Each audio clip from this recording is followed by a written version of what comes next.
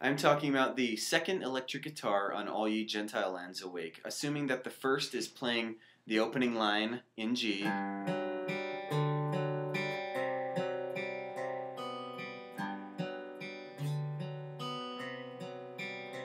assuming that line is being played by an electric guitar.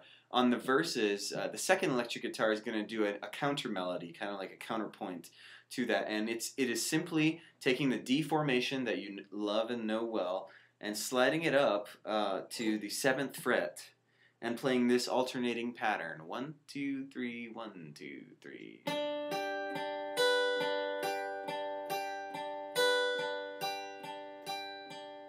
And I'd recommend alternating the pick the way I do. Down, up, down, up, down, up, down, up, down. Instead of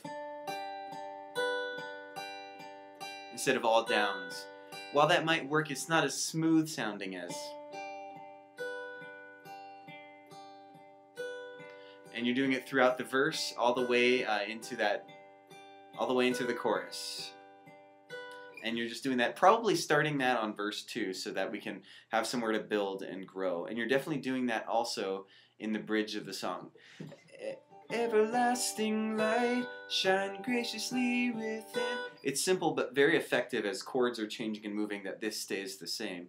Now for the chorus, you're going to be playing octaves. It's pretty cool when you get into large rock choruses to have one electric guitar playing the full fat chords, slightly distorted.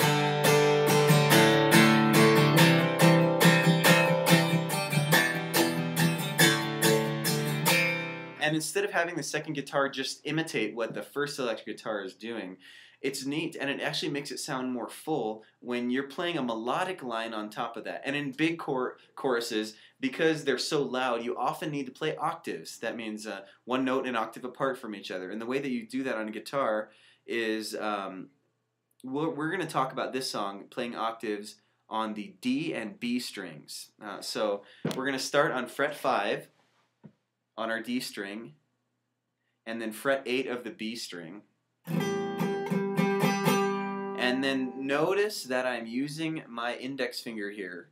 As I straddle and move all the way towards the end of the guitar, I'm actually slightly touching the G string and slightly touching the high E. That way, as I hit all the strings, only the 2 G's in that octave sound. The other strings just get hit but don't sound.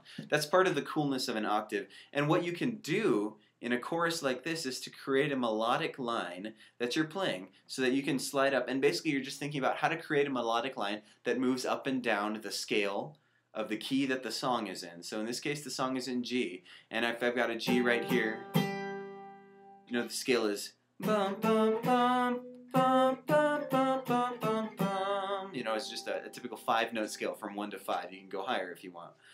But here's how it goes when we get to the chorus. 1, 2, 3, 1, 2. Arise, shine, for your light is come, and the glory of God rises now. Upon you lift up your eyes and look to the sun, for the glory of God gathers all around you. Now, several things to note, and then we'll break it down. Definitely want a lot of distortion on this because it makes it sound nice and fat. You want that sustained sound. And as you're moving from note to note, you don't really want to lift your fingers, and you don't really want to let go of your grip. That way you get the sliding sound from one note to another rather than you get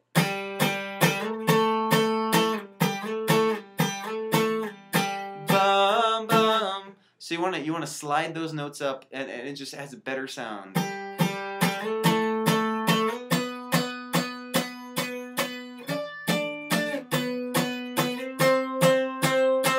That's basically the whole pattern. Now I'm going from fret 5 to fret 7 to fret 9, where my index finger is. Then I'm going all the way up to fret 12, and it's better if you have a cutaway. I mean, electric guitars are cutaways, so.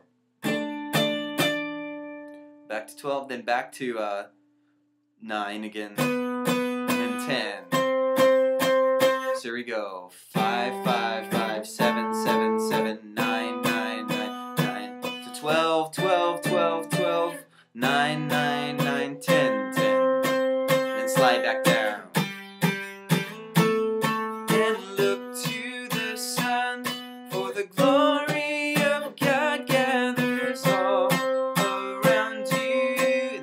back to your clean setting.